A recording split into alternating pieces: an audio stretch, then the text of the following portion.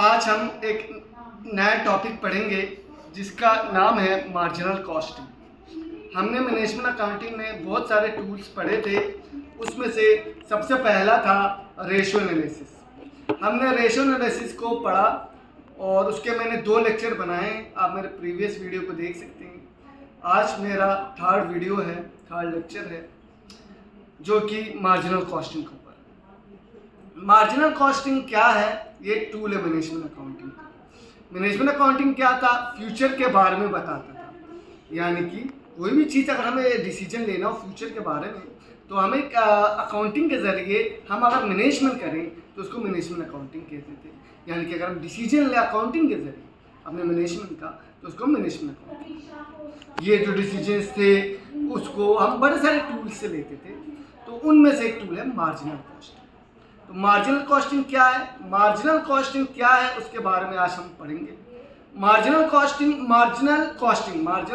2 शब्द से बने हुए, 2 वर्ड से बने हुए, मार्जिनल और कॉस्टिंग। मार्जिनल का मतलब है चेंज, और कॉस्टिंग का मतलब है कॉस्ट, यानी कि कॉस्ट को रिकॉर्ड करना कॉस्टिंग। तो मार्जिनल कॉस्टिंग मतलब चेंज इन कॉस्ट की वजह से हम डिसीजन लेते हैं, उसको हम कहते हैं मार्जिनल कॉस्ट। यानी कि यहाँ पे हम वो कॉस्ट को लेते हैं डिसीजन लेने में, हम उन कॉस्ट को देखते हैं जो हमारा चेंज हो रहा है। जो चेंज नहीं हो रहा उसको हम लोग डिसीजन मेकिंग में इन्वॉल्व नहीं करते। यानी कि जब भी हम डिसीजन लेते हैं हम देखते हैं ना कौन सा महंगा है, कौन सा महंगा नहीं है, तो उसमें कौन सा कॉस्टली है या कौन सा कॉस्टली नहीं है। तो उसमें जब भी हम डिसीजन लेंगे, मैनेजमेंट डिसीजन लेता है कॉस्ट के हिसाब से, तो जब भी हम डिसीजन लेंगे तो हम वेरिएबल कॉस्ट को कंसिडर करते हुए लेंगे।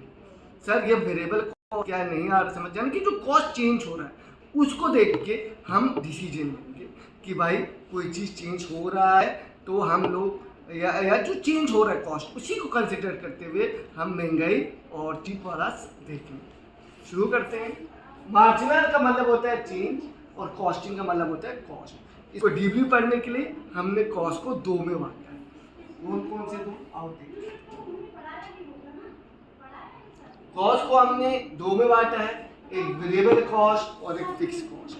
कॉस्ट को हमने 2 में बांटा है, एक वेरिएबल कॉस्ट और एक फिक्स कॉस्ट। वेरिएबल कॉस्ट क्या है? वेरिएबल कॉस्ट वो है जो चेंज होता है आउटपुट के साथ से। सर हमें नहीं आ रहा है समझ, आप अच्छे से बताओ। समझ लो बच्चे, हम लोग एक ब्रिक बनाते हैं, एक ईंटा बनाते हैं। तो जब हम ईंटा बनाते हैं, जब ब्रिक बनाते हैं, हमें सीमेंट चाहिए, लेबर चाहिए। जितना भी हमें लेबर चाहिए या जितने भी हमें सीमेंट चाहिए वो चेंज होता है किसके हिसाब से? जितना हम ब्रिक बनाएंगे।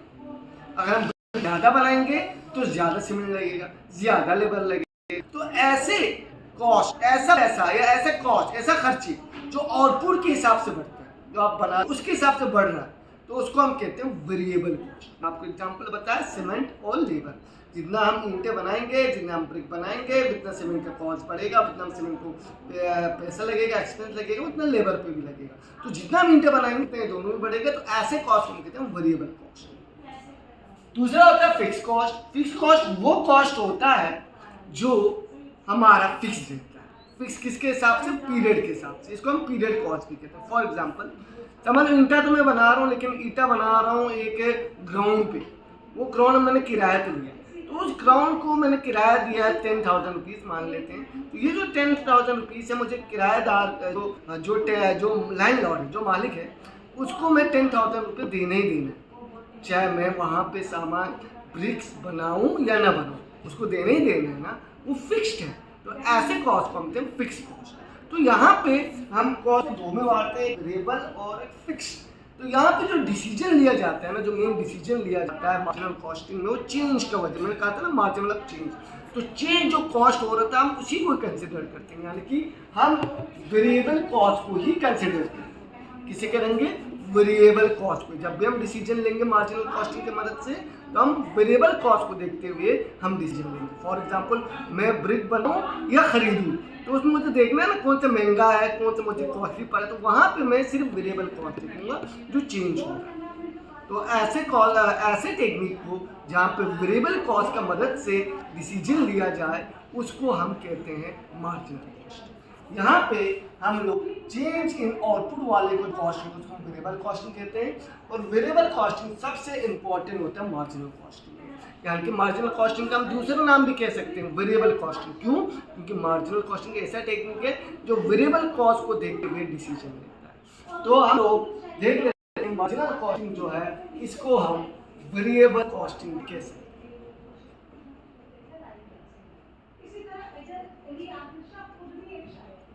वेरिएबल कॉस्टिंग जो है मार्जिनल कॉस्टिंग बात का बराबर ही है।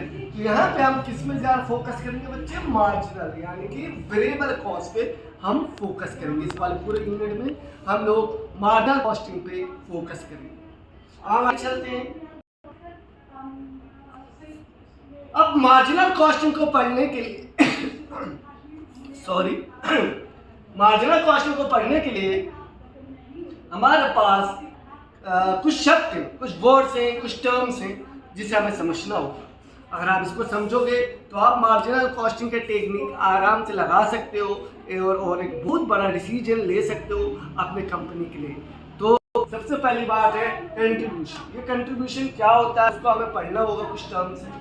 प्रॉफिट वॉल्यूम रेशियो, इसको भी पढ़ना होगा ताकि हम अच्छे से टेक्निक को इस्तेमाल कर सकें। ब्रेक इवन सेल्स, इसको भी पढ़ना होगा। और उसके बाद एक आता है लास्ट वो आता है मार्जिन ऑफ सेफ्टी। तो ये कुछ टर्म्स हैं जो हमें समझना है इसको मार्जिनल कॉस्टिंग को टेक्निक के लिए अप्लाई करने के लिए, यानी कि इस टेक्निक को अगर आपको इस्तेमाल करना है तो आपको ये सारे शब्द पता होना चाहिए। सबसे पहला है कंट्रीब्यूशन। और देखते हैं क्या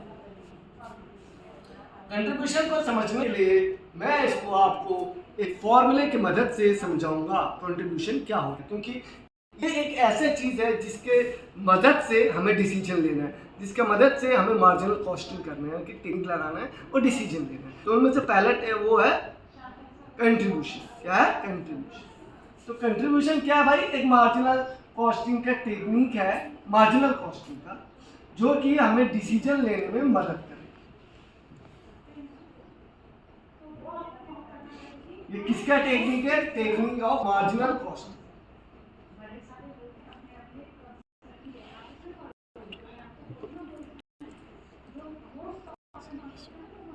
मार्जिनल कॉस्टिंग जो है मैनेजमेंट अकाउंटिंग का टेक्निक है और कंट्रीब्यूशन जो है वो मार्जिनल कॉस्टिंग का टेक्निक। मैनेजमेंट अकाउंटिंग है ना, बड़े सारे टेक्निक्स, तो उनमें से एक है मार्जिनल कॉस्टिंग। और मार्जिनल कॉस्टिंग का एक टेक्निक है कंट्रीब्यूशन, यानी कि कंट्रीब्यूशन की मदद से हम लोग एक डिसीजन ले सकते हैं। और कंट्रीब्यूशन मैं आपको एक फॉर्मूले से समझाऊंगा क्या होता है। समझ लो बच्चे, हमारा सेल्स जो है 2 लाख, ठीक है सर, पता चल गया हमें सेल जो है वो 2 लाख। इसमें से अगर हम वेरिएबल कॉस्ट माइनस करें, यानी समझ लो वेरिएबल कॉस्ट जो है 1 लाख है, तो मैं मान लेता हूँ हमारा आंसर कितना आ गया 1 लाख। इस 1 लाख को हम कंट्रीब्यूशन, सर इसका मतलब ये हो गया हम अगर सेल्स में से वेरिएबल कॉस्ट को माइनस कर देते हैं तो हमारा कंट्रीब्यूशन आता है। हाँ बच्चे, हमारा कंट्रीब्यूशन आता है अगर हम सेल्स में से वेरिएबल कॉस्ट को माइनस कर दें तो हमारा कंट्रीब्यूशन आता है। तो जो ये कंट्रीब्यूशन है इसके आगे हम चलते हैं। जब आपका कंट्रीब्यूशन आ गया, मैं मान लेता हूँ कंट्रीब्यूशन जो है हमारा कितना आया था बच्चे? 1 लाख आया। इसमें से हम लोग फिक्स कॉस्ट माइनस कर देते हैं, तो हमारा 50,000 जो है वो प्रॉफिट आ गया। सर नहीं आ रहा समझ, थोड़ा अच्छे से समझाओ। आओ बताते। प्रॉफिट जो है वो होता है सेल्स में से कॉस्ट को माइनस करते हैं ना। समझ लो आपने 2 लाख का कोई चीज खरीदा, 1 लाख में बेची, तो 1 लाख का हमारा हो गया प्रॉफिट, है ना। हमने इस कॉस्ट को 2 में बांटे, से 1 लाख को 2 में बांटा, एक है वेरिएबल और एक फिक्स। एक वेरिएबल और हम इसको 1.5 लाख मान लेते हैं और यहाँ पे हम हमारा क्वेश्चन तो 2 लाख का था, 1.5 लाख का कॉस्ट था, 50,000 मेरा प्रॉफिट आया। तो इस कॉस्ट को मैंने दो में बांटा है, एक वेरिएबल यानी कि 1 लाख और एक फिक्स।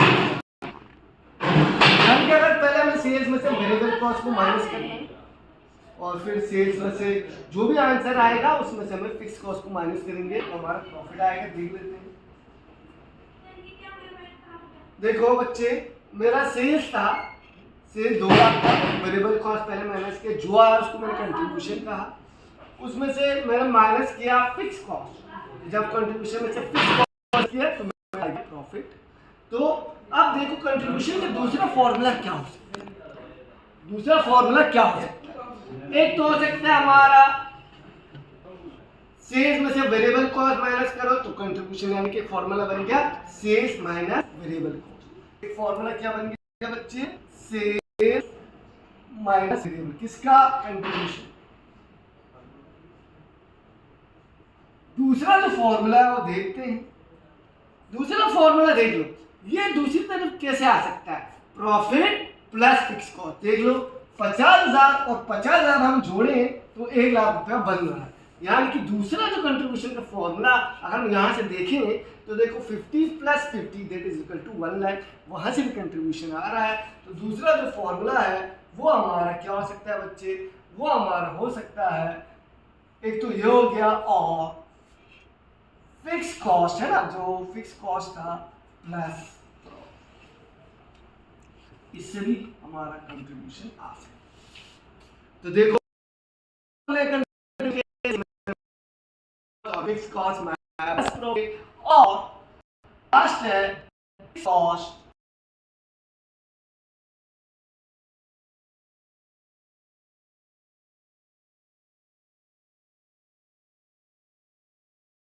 तो कंट्रीब्यूशन क्या है? सेल्स माइनस वेरिएबल कॉस्ट और फिक्स कॉस्ट प्लस प्रॉफिट और फिक्स कॉस्ट माइनस लॉस।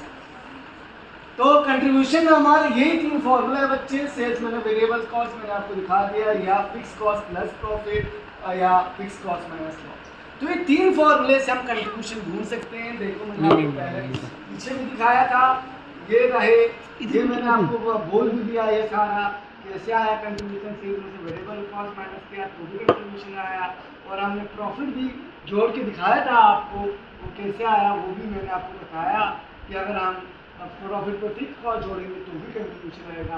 तो ओवरऑल जो कंट्रीब्यूशन का फॉर्मूला बना हमारे पास, वो 3 फॉर्मूले बने हैं, वो 3 फॉर्मूले ये हैं। तो आज बच्चे कंट्रीब्यूशन इतना ही आज हम पढ़ेंगे।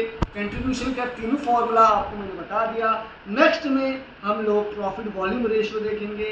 मेरे चैनल को सब्सक्राइब और लाइक और ज़रूर करें, अपना बेल बटन ज़रूर दबाएं।